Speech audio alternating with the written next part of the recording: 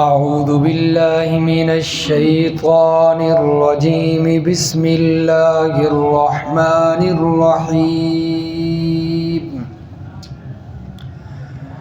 الحمد للہ فاطر السماوات والارض جاعل الملائکۃ رسلا اولی اجنحۃ مثنی وثلاث ورباع۔ تمام تعریفیں، تمام خوبیاں، تمام صفات الوہیت اللہ ہی کے لیے، جو آسمان و زمین کو پیدا کرنے والا ہے،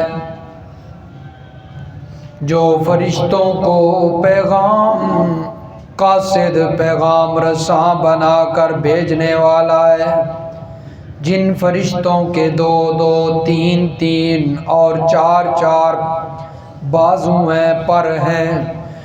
یزید فی الخلق ما یشاء، وہ زیادہ کرتا ہے پیدائش کے اندر جو چاہتا ہے۔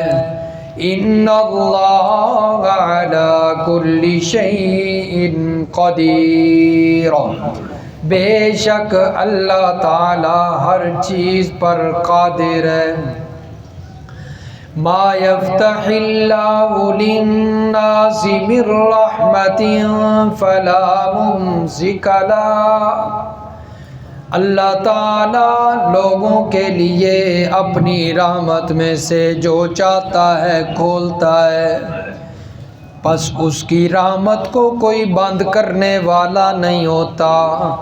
وما یمسک فلا مرسل له من بعدہ، اور جسے اللہ بند کر دے اس کے لیے کوئی کھولنے والا نہیں، کوئی جاری کرنے والا نہیں اللہ کے بند کرنے کے بعد۔ وَهُوَ الْعَزِيزُ الْحَكِيمُ، اور وہ اللہ تعالی غالب ہے، حکمت والا ہے۔ یا ایھا الناس، اے لوگو، اذکروا نعمت اللہ علیکم، یاد کرو اللہ کے احسانات کو، اللہ کی نعمتوں کو جو تم پر اللہ نے کی۔ هل من خالق غیر اللہ یرزقکم من السماء والارض، کیا اللہ تعالیٰ کے سوا ہے کوئی خالق پیدا کرنے والا جو تم کو آسمان و زمین سے رزق پہنچاتا ہو؟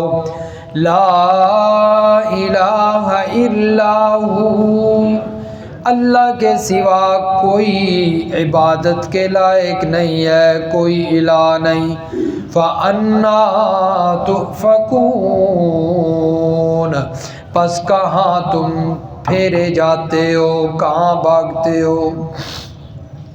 سبحان ربک رب العزت عما یصفون، وسلام علی المرسلین، والحمد للہ رب العالمین۔ اللہم صل علی محمد وعلی آل محمد کما صلیت علی ابراہیم وعلی آل ابراہیم انک حمید مجید۔ اللہم بارک علی محمد وعلی آل محمد کما بارکت علی ابراہیم وعلی آل ابراہیم انک حمید مجید۔ سورۃ فاطر کی آیت نمبر 1 سے لے کر آیت نمبر 3 تک تلاوت کی گئی ہے۔ سورۃ سبا اس سے پہلے مکمل ہوئی ہے، اور اب سورۃ فاطر کا آغاز ہو رہا ہے۔ تو ان دونوں کا آپس کے اندر تعلق اور ربط سن لیجئے۔ پچھلی سورت کا نام تھا سورت سبا، جس میں قوم سبا کا ذکر تھا۔ اس سورت کا نام سورت فاطر ہے۔ فاطر کہتے ہیں نئے سرے سے پیدا کرنے والے کو، کیونکہ اس سورت کے اندر بالکل پہلی آیت کے اندر ہی فاطر کا ذکر ہے، اللہ تعالیٰ کی ذات، تو اس لیے اللہ نے اس کا نام سورت فاطر ذکر فرمایا۔ اور ان دونوں سبا اور فاطر کا ربط یہ ہے، اللہ فرماتے ہیں کہ سبا والوں کو، قوم سبا کو عذاب فاطر کی توحید کے انکار کی وجہ سے ملا ہے۔ اللہ تعالیٰ کی توحید کا انکار کیا، اس لیے قوم سبا عذاب کے اندر مبتلا کر دی۔ اور ان دونوں کا جو مضمون ہے وہ کچھ یوں ہے، ان کا تعلق ربط یہ ہے کہ سورت فاطر کے اندر اللہ نے بڑی وضاحت سے فرمایا کہ شفیع غالب کوئی نہیں، زبردستی اللہ سے کوئی سفارش کروانے والا نہیں ہے، نہ کوئی اللہ کے فرشتے، نہ کوئی اللہ کے نبی، نہ کوئی اور اللہ کے اولیاء۔ اور یہاں سورت فاطر کے اندر اللہ فرما رہے ہیں جب شفیع غالب کوئی نہیں، زبردستی اللہ سے کوئی منوانے والا نہیں، اللہ سے زبردستی سفارش کروانے والا نہیں، تو پھر فرمایا پکار بھی اللہ ہی کی کرنی چاہیے۔ اور اس صورت کے اندر کچھ چیزیں ایسی اللہ نے بیان فرمائی ہیں جو باقی پورے قرآن کے اندر ذکر نہیں ہے۔ ان میں ایک بالکل پہلی آیت کے اندر ہے امتیازی چیز، وہ ہے جی کہ اللہ نے اس صورت میں فرشتوں کے پروں کا ذکر کیا ہے، باقی پورے قرآن کے اندر یہ ذکر نہیں ہے۔ اسی طرح اس صورت کے اندر اللہ نے یہ بھی بیان فرمایا ہے کہ جن کو تم اللہ کے سوا پکارتے ہو، غیر اللہ، اللہ کے نبیوں ولیوں کو، وہ تو قطمیر کے مالک نہیں ہیں۔ کھجور کی گٹھلی کے اوپر جو پردہ ہوتا ہے قطمیر اسے کہا جاتا ہے، اس کے بھی وہ مالک نہیں ہیں، تو تمہیں وہ کیا دیں گے۔ اور اسی طرح اس صورت کے اندر اللہ نے آیت نمبر 27 میں پہاڑوں کی قسموں کا ذکر کیا ہے کہ پہاڑ مختلف قسم کے ہوتے ہیں۔ وَمِنَ الْجِبَالِ جُدَدٌ بِيضٌ وَحُمْرٌ مُخْتَلِفٌ الْوَانُ، رنگت بھی مختلف ہوتی ہے، ویسے بھی انواع بھی۔ اسی طرح اس صورت کے اندر اللہ نے اللہ کریم سے ڈرانے والے علماء اور ان کی صفات کا ذکر فرمایا، اور انسانوں کی قسموں کا ذکر کیا، انسان بھی مختلف قسم کے ہوتے ہیں۔ اور اسی طرح اللہ نے ایک جو بڑی واضح چیز اس میں بیان فرمائی ہے وہ یہ ہے کہ اللہ نے اس صورت کے اندر ذکر فرمایا ہے کہ زندہ اور مردہ برابر نہیں ہوتے، زندہ اور مردہ برابر نہیں ہوتے۔ اور پھر اس پر اللہ نے 3 مثالیں ذکر فرمائی ہیں کہ جس طرح ان مثالوں کے اندر بیان ہونے والی چیزیں برابر نہیں، اسی طرح زندہ اور مردہ بھی برابر نہیں ہیں۔ اور اسی طرح ایک اللہ نے اس صورت کے اندر ایک بڑی واضح چیز یہ بیان فرمائی کہ کلمہ طیبہ اور اسی طرح اعمال صالحہ، یہ دونوں اللہ ہی کی طرف جاتے ہیں، اللہ کے ہاں پیش ہوتے ہیں، اللہ کے نبیوں ولیوں کے پاس پیش نہیں ہوتے۔ اور نبی علیہ الصلاۃ والسلام کا ذکر اللہ نے اس انداز میں فرمایا کہ آپ صلی اللہ علیہ وسلم کے بارے میں فرمایا کہ وہ بھی اہل قبور کو، قبر والوں کو نہیں سنا سکتے، تو اللہ کے نبی صلی اللہ علیہ وسلم کے لیے قبر والوں کو نہ سنانے کا ذکر اس صورت میں آیا ہے۔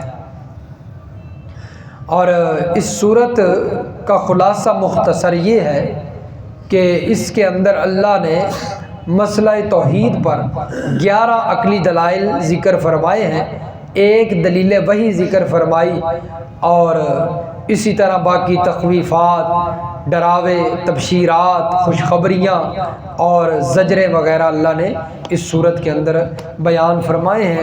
انشاءاللہ اللہ کی توفیق سے تفصیل سے پڑھیں گے۔ فرمایا الحمدللہ، تمام خوبیاں، تمام صفات الوہیت کس کے لیے ہیں؟ اللہ ہی کے لیے ہیں۔ اللہ کی صفت بیان فرمائی اللہ نے، فاطر السماوات والارض، فرمایا کون اللہ؟ جو آسمان و زمین کو بنانے والا ہے۔ فاطر کا معنی میں نے آپ کو بتایا ہے، فاطر کا مطلب ہوتا ہے، معنی ہوتا ہے کہ جو ایک چیز کو نئے سرے سے پیدا کرے، یعنی زمین و آسمان پہلے نہیں تھے، اللہ نے نئے سرے سے ان کو بنایا ہے۔ یہ نہیں کہ پہلے زمین و آسمان بنے ہوئے تھے، اللہ نے پھر دوبارہ ان کو دیکھ دیکھ کے بنا دیے ہوں، بلکہ پہلی مرتبہ ہی اللہ نے بنایا انہیں۔ والارض، فرمایا جاعل الملائکۃ رسلا اولی اجنحۃ مثنی وثلاث ورباع، فرمایا وہ ذات جو فرشتوں کو رسل، یہ رسول کی جمع ہے، رسول کہتے ہیں قاصد کو، ڈاکیا، پیغام پہنچانے والا، فرمایا فرشتوں کو اللہ نے رسل بنایا ہے، یہ پیغام پہنچاتے ہیں اللہ کے نبیوں تک، اللہ کا پیغام لے کر آتے ہیں۔ فرشتہ اللہ تعالیٰ اور اس کے نبی کے درمیان قاصد ہوتا ہے، کیونکہ اللہ تبارک و تعالیٰ کے پیغام آنے کے مختلف طریقے ہیں۔ یہ دیکھیں سورۃ الشورى پارہ نمبر 25، سورۃ الشورى، اللہ نے یہاں پر ان طریقوں کا ذکر کیا ہے کہ اللہ کن کن طریقوں سے اپنے نبیوں تک پیغام پہنچاتا ہے۔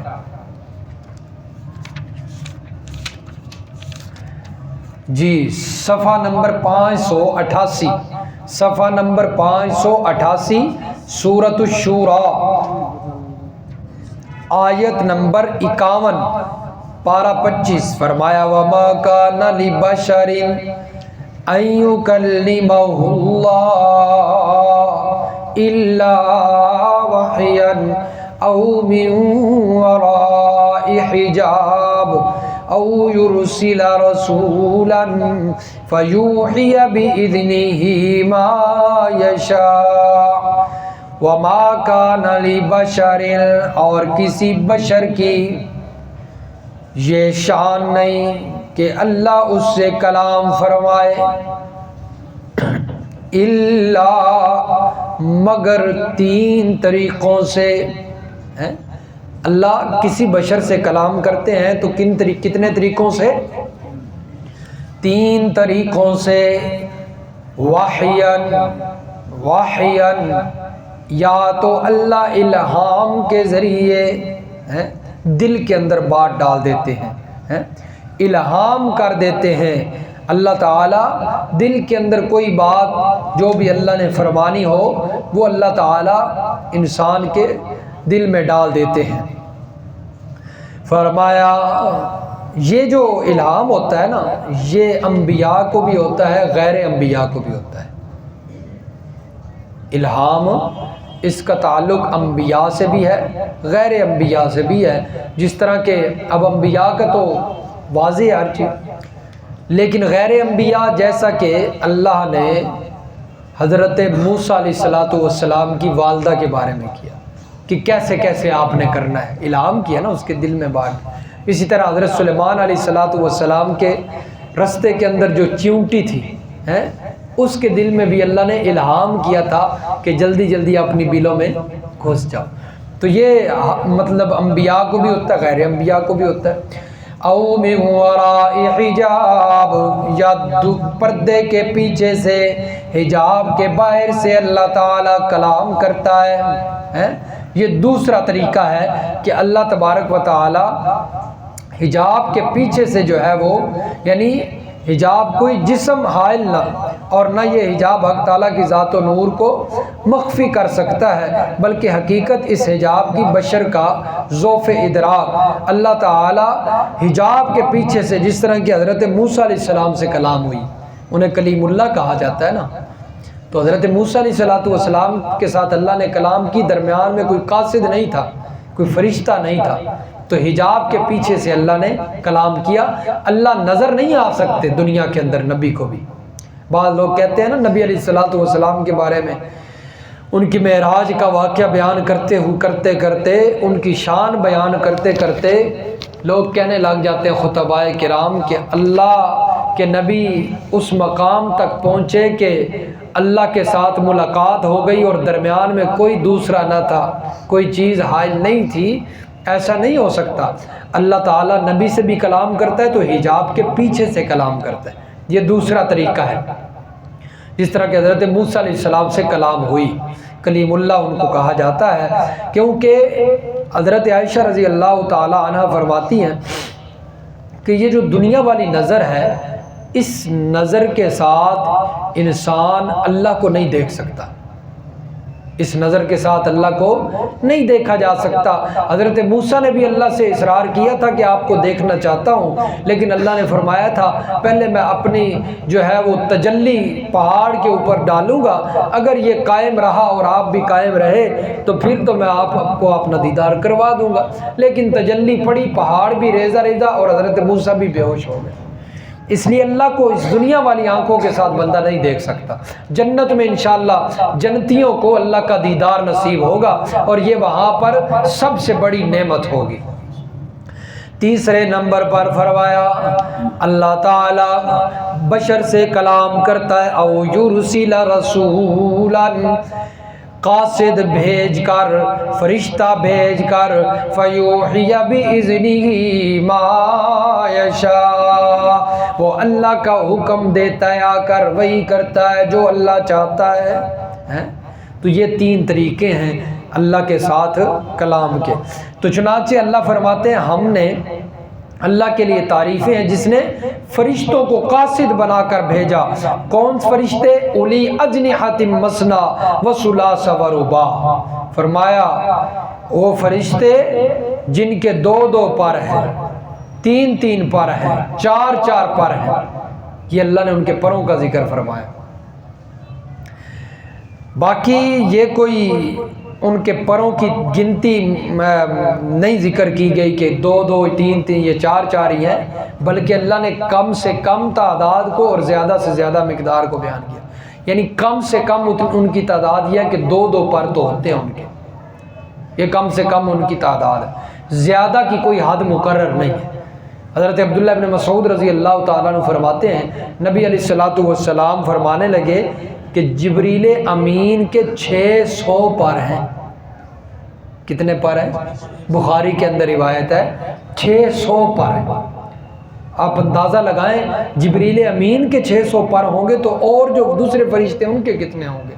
ایک دفعہ اللہ کے نبی فرمانے لگے جبریل امین اللہ کا قاصد جو پیغمبروں کے پاس اللہ کا پیغام لاتے تھے، یہ وہ فرشتے ہیں جن کو روح الامین کہا گیا ہے۔ ان کا دنیا میں آنا جانا زیادہ ہوتا ہے، اللہ کے نبیوں کو انہوں نے دیکھا ہے۔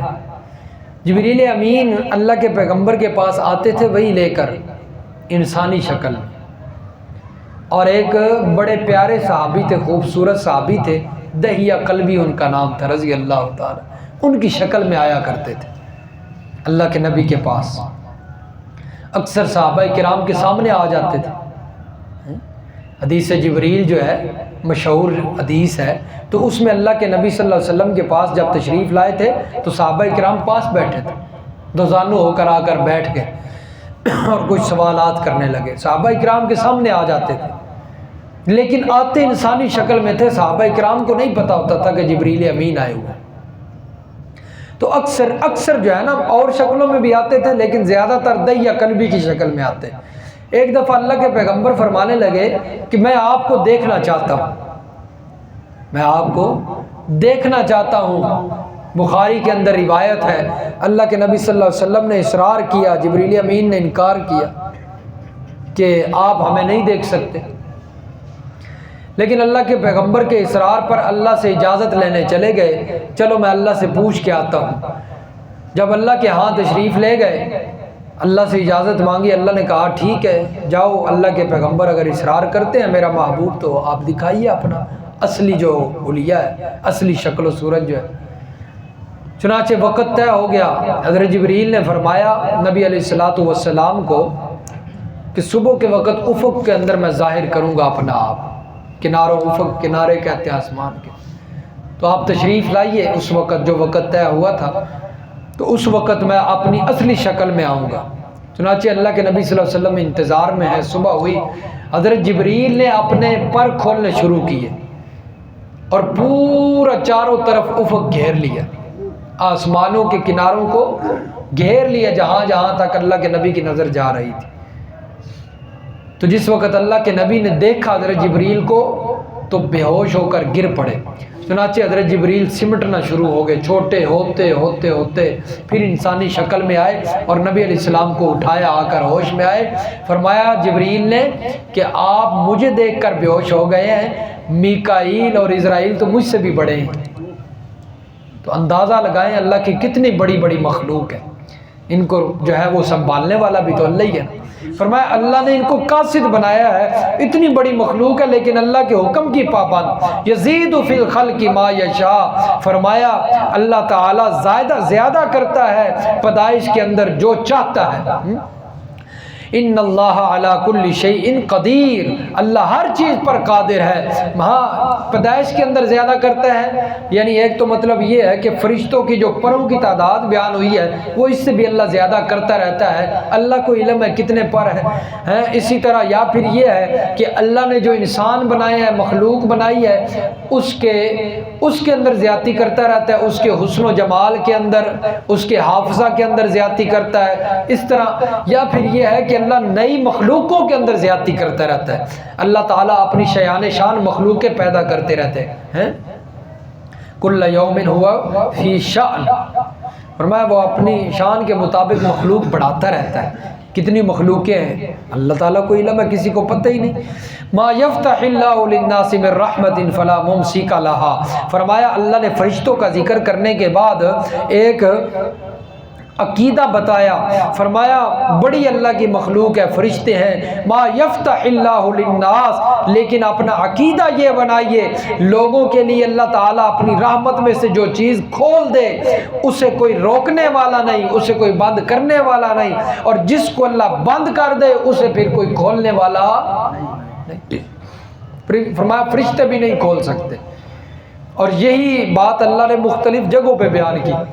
کبھی اللہ فرماتے ہیں وَيَمْسَسْكَ اللَّهُ بِضُرٍّ فَلَا كَاشِفَ لَهُ إِلَّا، اللہ کسی کو تکلیف دینا چاہے، اپنے نبی کو تکلیف دینا چاہے، فرمایا فَلَا كَاشِفَ لَهُ، اسے کوئی کھول نہیں سکتا۔ وَيَمْسَسْكَ بِخَيْرٍ فَلَا رَادَّ لِفَضْلِهِ، اور اگر اللہ کوئی بھلائی دینا چاہے اسے کوئی روک نہیں سکتا۔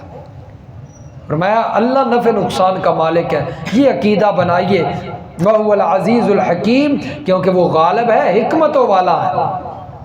یا ایھا الناس، اے لوگو یاد کرو اللہ کے احسانات کو جو اللہ نے تم پر کیے ہیں اور شکر ادا کرو۔ هل من خالق غیر اللہ، اللہ کے علاوہ کوئی ہے خالق تمہارا؟ یرزقکم من السماء والارض، جو تمہیں آسمان و زمین سے رزق دے؟